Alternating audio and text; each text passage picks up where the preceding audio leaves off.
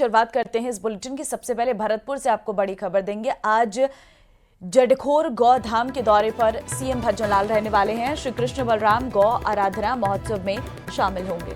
बिल्कुल, तो ये बड़ी खबर भरतपुर से सामने आ रही है, जहां आज मुख्यमंत्री भजनलाल शर्मा कई कार्यक्रमों में शामिल होंगे। इसके अलावा आपको बता दें कि तैयारी का जायजा लेने के लिए जवाहर सिंह बेढ़म पहुंचे और जडखोर गौधाम में संत गोपेश दास महाराज के साथ चर्चा की। बेढ़म ने तैयारियों के मद्देनजर जायजा भी लिया और इसको लेकर एक बैठक भी की है। तो ये बड़ी खबर आपको बता रही है, आज मुख्यमंत्री भजनलाल शर्मा जो है वो जडखोर गौधाम के दौरे पर रहेंगे और उससे पहले किस तरह की तैयारियां वहां पर की गई हैं उसका जायजा लेने के लिए खुद जवाहर सिंह बेढ़म वहां पर पहुंचे थे। हालांकि अब आपको बता दें कि मुख्यमंत्री भजनलाल शर्मा आज श्री कृष्ण बलराम गौ आराधना महोत्सव में भी शामिल होंगे।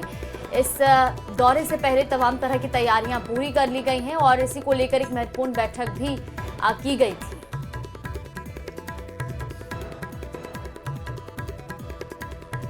तो सीएम का आज का ये दौरा महत्वपूर्ण रहने वाला है। गौधाम के दौरे पर सीएम भजनलाल रहेंगे। नवरात्र में गरबा और डांडिया आकर्षण का केंद्र रहते हैं, लेकिन इस बार ये विवादों में घिरे हैं और इसकी अहम वजह है गरबा और डांडिया में गैर हिंदुओं के प्रवेश पर रोक। कहा जा सकता है कि गरबा अब केवल धार्मिक आयोजन नहीं रहा बल्कि बड़े विवाद का केंद्र बन गया है। ये रिपोर्ट देखिए।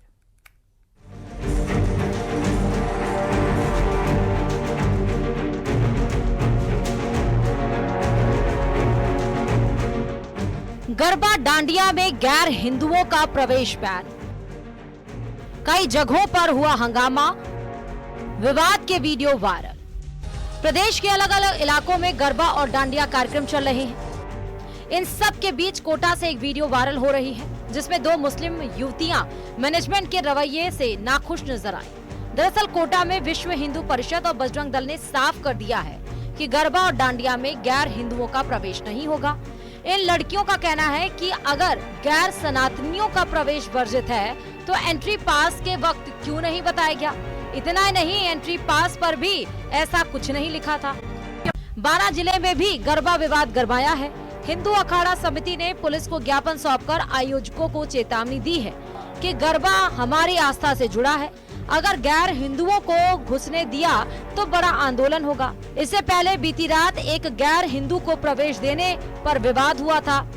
चेतावनी भी लगा कर गए थे, एक फ्लेक्स भी लगा कर गए कि गैर हिंदू पूर्ण रूप से यहाँ पर वर्जित रहेंगे, लेकिन उसके बावजूद भी ये लोग पैसों के लालच में आकर के उन लोगों को पास देते हैं, उनकी एंट्री कराते हैं। ये बिल्कुल सनातन धर्म के खिलाफ है, ये हमारे हिंदू धर्म के खिलाफ है। यहाँ पर इन लोगों का किसी भी प्रकार का कोई काम नहीं है। सबको अवगत भी कराया है और अगर इसके बाद भी जो आयोजक करता है वो इस पर ध्यान नहीं देंगे तो हम चेतावनी देते हैं, इस बार सही अगली बार 12 जिले में डांडिया प्रोग्राम नहीं होने देंगे। भीलवाड़ा में भी गरबा और डांडिया महोत्सव इस बार बड़े ही अनोखे और पारंपरिक अंदाज में मनाया जा रहा। इसके साथ ही यहाँ भी गैर हिंदुओं का प्रवेश वर्जित है।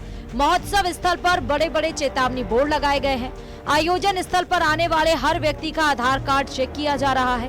प्रवेश से पहले लोगों को तिलक लगाकर और कलेवा बांधकर अंदर जाने की अनुमति दी जा रही है। Bureau report, news 18 Rajasthan. आगे बढ़ते हैं। बांसवाड़ा के अंबा माता मंदिर के पास गरबा पंडाल में देर रात एक बड़ी घटना सामने आई है। एक युवक ने फर्जी नाम और पहचान बताकर गरबा पंडाल में प्रवेश किया और एक युवती के पीछे पीछे वहां पहुंच गया। इस दौरान वहां मौजूद विश्व हिंदू परिषद कार्यकर्ताओं को युवक पर शक हुआ और जब उससे पूछताछ की तो उसने खुद को आरव त्रिवेदी बताते हुए एक आईडी दिखाई। हालांकि जांच में वो आईडी फर्जी निकली और युवक की वास्तविक पहचान सामने आ गई। वो समुदाय विशेष का युवक निकला। कार्यकर्ताओं ने उसे तुरंत पकड़कर राजतालाब थाना पुलिस के हवाले कर दिया। पीड़िता की मां ने पुलिस को रिपोर्ट देते हुए बताया कि युवक ने पहले रेहान त्रिवेदी नाम से दोस्ती की, फिर वीडियो कॉल कर युवती पर गरबा साथ खेलने का दबाव बनाया।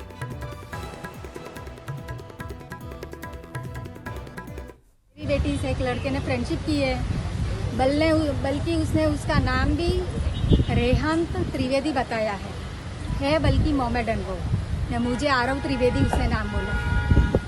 ये बोला, उसने उसके साथ फ्रेंडशिप की। फिर वो बाकायदा मेरे घर पे आया है एक बार। मैं कहीं गई हुई थी काम से, हम हस्बैंड वाइफ। वो बाकायदा मेरे घर के बाहर आया है। फिर मेरी बेटी अंदर थी, उसको इसने बोला पानी पीना है। मेरी बेटी अंदर पानी लेने गई, वो बाहर अंदर चेयर में बैठे आगे वाले रूम में। फिर उससे चाकू निकाला, चाकू मेरी बेटी के गले में रख दिया और फिर वो ज़बरदस्ती कर रहा है मेरी बेटी से। और फिर बोल दिया कि ये बात मैंने किसी को बताई तो तेरे को मार डालूंगा। देर रात गरबा में एक बात आई थी कि एक लड़का एक लड़की का पीछा करते हुए गरबे में आ गया था, जिसको उसके परिजनों पकड़ के पुलिस को सुपुर्द किया। सुबह उन्होंने इस संबंध में रिपोर्ट दी थी कि बच्चे के साथ जबरदस्ती फोन पे संपर्क करता है, उसका पीछा करते हुए गरबे में चला गया है। सभी गरमा मंडल, सभी प्रतिनिधियों और सभी समाज के सभी संस्थाओं से हमने अनुरोध की है कि किसी भी जो गरबा मंडल में प्रवेश करें उस व्यक्ति का आधार कार्ड चेक करें। उसके बाद भी जो ये घटनाएं घट रही है ये बहुत गंभीर है। आज उसके पास एक फर्जी आई कार्ड मिला है।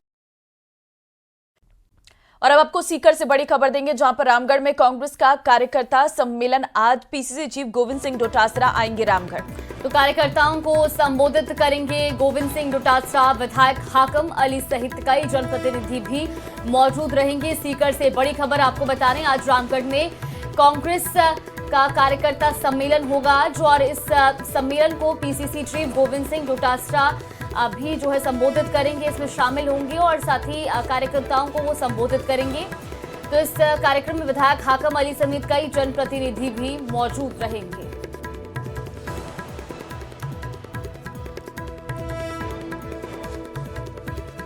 तो रामगढ़ में ये कांग्रेस का सम्मेलन रहने वाला है। कांग्रेस का कार्यकर्ता सम्मेलन, पीसीसी चीफ गोविंद सिंह डोटासरा रामगढ़ आएंगे और रामगढ़ में कांग्रेस कार्यकर्ताओं के साथ ये सम्मेलन करेंगे।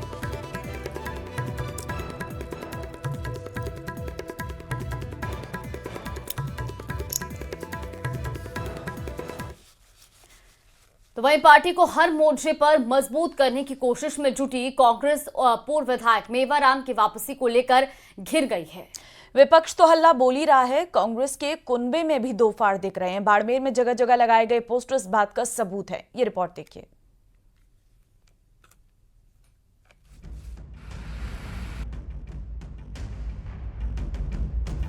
मेवाराम की वापसी पर कांग्रेस में दो फाड़, कहीं स्वागत में पोस्टर, कहीं विरोध जिम्मेदार। आला कमान का आदेश किसको नामंजूर। करीब 2 साल बाद कांग्रेस में पूर्व विधायक मेवाराम जैन की वापसी क्यों हुई? कांग्रेस ने आधिकारिक रूप से तो इसका ऐलान नहीं किया, लेकिन पार्टी में उनके आने से पहले और अब बाद में विरोध का शोर पोस्टर के जरिए साफ सुनाई दे रहा। शहर में जगह जगह लगे ये पोस्टर और उन पर लिखे शब्द पार्टी के एक धड़े के भीतर चल रहे आक्रोश को बखूबी बयां कर रहे हैं। मेवाराम जैन की वापसी पर विरोध और स्वागत दोनों साथ साथ हो रहे हैं। अब सवाल ये कि जब आला कमान के आदेश का मेवाराम जैन की वापसी हुई तो विरोध कौन कर रहा है? हालांकि बाड़मेर में मेवाराम जैन के विरोध में जो पोस्टर लगाए गए थे वो जिला कांग्रेस कमेटी बाड़मेर की तरफ से लगाए गए थे, लेकिन जिला कांग्रेस कमेटी ने प्रेस नोट जारी कर सफाई दी है कि पोस्टर होर्डिंग से उनका कोई लेना देना नहीं है। वो भी सबको पता है। मुझे लाला की जो हुआ उसे नोटिस देना चाहिए था। मुझे पता कुछ बात भी करनी चाहिए, क्या कारण है क्या नहीं है, हकीकत है। कोर्ट ने फिर उसमें क्या किया, पुलिस ने उसमें कोर्ट में पास हाई कोर्ट में आपने देखा होगा मुझे इसमें निर्दोष माना गया। तो ये जिस तरह की बातें थी। सेकंड बात थी कि मैंने अनुशासन, मैंने कहा कांग्रेस पार्टी से निकाल दिया था, उसके बाद मैं घर बैठा रहा और कहीं बाहर नहीं गया, न मैंने कोई कांग्रेस के खिलाफ प्रचार किया। पोस्टर के बाद प्रदेश की राजनीति गर्मा गई है। अब भाजपा भी इस पूरे मामले पर कांग्रेस पर तंज कसना शुरू कर दिया है। राज्य महिला आयोग की अध्यक्ष रही सुमन शर्मा ने मेवाराम की वापसी पर कांग्रेस को कटघरे में खड़ा किया। उनके यहाँ क्या होता रहा है सालों से हम सब देखते रहे। उनका लेना उन जनता को जवाब देना चाहिए, जनता को पूछना चाहिए कि कांग्रेस का चाल चरित्र चेहरा यही है। इतने बड़े बड़े पोस्टर होर्डिंग लगने के बाद ऐसे चरित्रहीन व्यक्ति को आप अपने यहाँ ले रहे हो, अपने यहाँ जगह दे रहे हो, क्या संदेश देना चाहते हो? महिलाओं को क्या मैसेज देना चाहते हो? अशोक गहलोत के करीबी और बाड़मेर से 3 बार के विधायक रहे मेवाराम जैन को कांग्रेस ने कथित अश्लील सीडी वायरल होने के बाद 7 जनवरी 2024 को पार्टी से निलंबित कर दिया था। विरोध के बाद भी प्रदेश प्रभारी सुखजिंदर सिंह रंधावा ने उनकी प्राथमिक सदस्यता बहाल की, लेकिन जिस तरह विरोध का सिलसिला शुरू हुआ है उसके बाद सवाल ये भी उठता है कि क्या कांग्रेस को पोस्टर पॉलिटिक्स से आगामी दिनों में नुकसान देखने को मिल सकता है। Bureau report, news 18 Rajasthan. तो वही मिलावट के खिलाफ खाद्य विभाग ने कमर कस ली है और इसी कड़ी में आज 2 जिलों में छापेमार कार्रवाई भी हुई। खाद्य विभाग की टीम पर दुकानों से वो मिला जो किसी जहर से कम नहीं है। इस रिपोर्ट में देखिए शुद्धाहार मिलावट पर वार अभियान।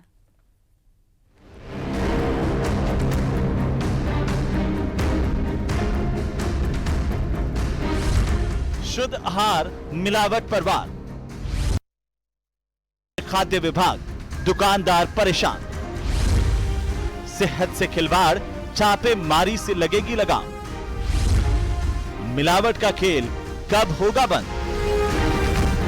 त्योहारी सीजन है और ऐसे में प्रदेश भर में मिलावट की खबरें सामने आने लगी हैं। ऐसे में खाद्य विभाग एक्शन मोड में आ गया है। डीडवाना, कुचामन और कोटपुतली में खाद्य विभाग ने त्योहारी सीजन को लेकर शुद्ध आहार मिलावट पर वार अभियान के तहत छापेमारी की।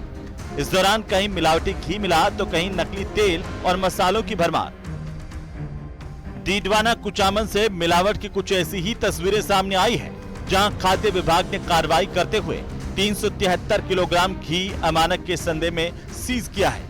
विभाग ने घी का सैंपल लेकर जांच के लिए भेज दिया। तो वहीं खाद्य सुरक्षा अधिकारी बाबूलाल ने बताया कि शनिवार को कुचामन में खाद्य लाइसेंस रजिस्ट्रेशन कैंप आयोजित किया गया।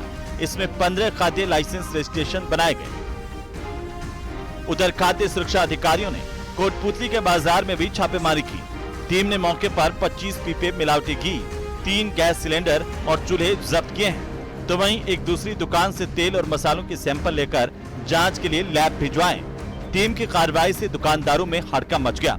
मुख्य चिकित्सा एवं स्वास्थ्य अधिकारी डॉक्टर आशीष सिंह शेखावत ने बताया कि मैसेज कमल जनरल स्टोर पर छापे के दौरान मालिक कमलकांत स्वामी मिलावटी घी बेचता हुआ पाया गया। जांच पर मौके से 25 पीपे यानी करीब 375 किलो मिलावटी घी जब्त किया गया।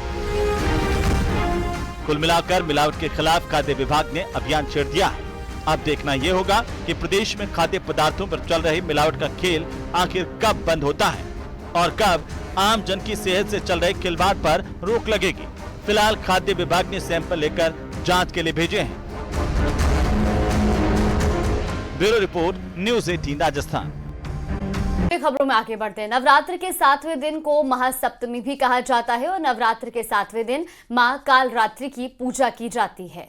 देवी कालरात्रि को मां दुर्गा के 9 अवतारों में बहुत ही क्रोधी देवी माना जाता है, क्योंकि जब जब धरती पर पाप बढ़ जाता है तो देवी कालरात्रि का अवतार लेकर पापियों का संहार करने के लिए आती है। तो कालरात्रि सभी बुरी शक्तियों का नाश करती हैं और अपने भक्तों की रक्षा करती हैं। आइए जानते हैं नवरात्र के 7वें दिन कैसे पूजा करें। अब आपसे जानना चाहेंगे नवरात्र के 7वें दिन माता के किस स्वरूप की पूजा होती है और पूजा की विधि बताइएगा। जी, तो 7वां जो रूप है माँ का कालरात्रि रूप है। वहाँ पे वो गधे पर विराजमान है, उनके बाल फैले हुए हैं और खुले हुए हैं और रौद्र रूप में है। लेकिन मैं कहूँगी ये माँ का सबसे सौम्य रूप है। जब बच्चों पर किसी भी प्रकार का कष्ट आता है तो माँ उस कष्ट को, उस निगेटिविटी को हटाने के लिए ये रूप धारण कर रही है। इसलिए वो हमारे लिए रौद्र रूप नहीं है, वो हमारे शत्रुओं के लिए रौद्र रूप है। ये हमारे लिए सबसे प्रेम वाला रूप है माँ का, माँ कालरात्रि रूप। माँ की पूजा रात्रि के समय होती है और विशेष ध्यान रखिए कि जब चंद्र उदय हो जाए उसके बाद ही माँ कालरात्रि की पूजा होनी चाहिए। आज के दिन गऊ के जो ओपले होते हैं, गोबर के ओपले, उसमें अगर माँ की धुनी की जाए तो माँ को बहुत प्रसन्न करती है। बहुत अच्छी बात आपने बताई।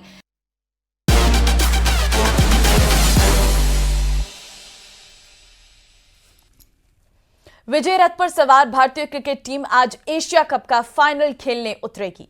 तो भारतीय टीम ने एशिया कप में अपने दमदार प्रदर्शन से फाइनल तक का सफर तय किया है।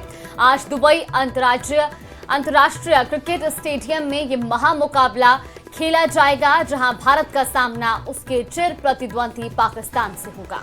मुकाबला रात के 8 बजे रहेगा और एशिया कप की शुरुआत 1984 में हुई थी और तब से लेकर अब तक कई रोमांचक मैच हुए हैं, लेकिन इस बार इतिहास रचा जा रहा है क्योंकि 41 साल के लंबे इंतजार के बाद पहली बार भारत और पाकिस्तान की टीमें इस टूर्नामेंट के फाइनल में आमने सामने होंगी। दोनों देशों के क्रिकेट प्रेमियों के लिए ये किसी त्योहार से कम नहीं है।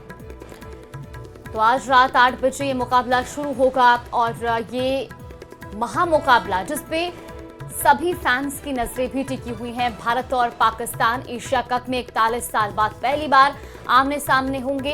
हालांकि इस बार की एशिया कप की बात की जाए तो अब तक पाकिस्तान को 2 बार भारत हरा चुका है और ऐसे में आज दूसरा और फाइनल मुकाबला है जब दोनों टीमें आमने सामने होंगी।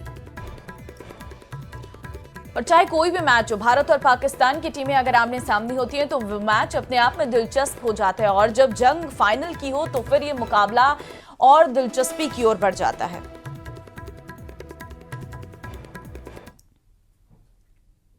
और चलिए बुलेटिन में फिलहाल के लिए बस इतना है। बाकी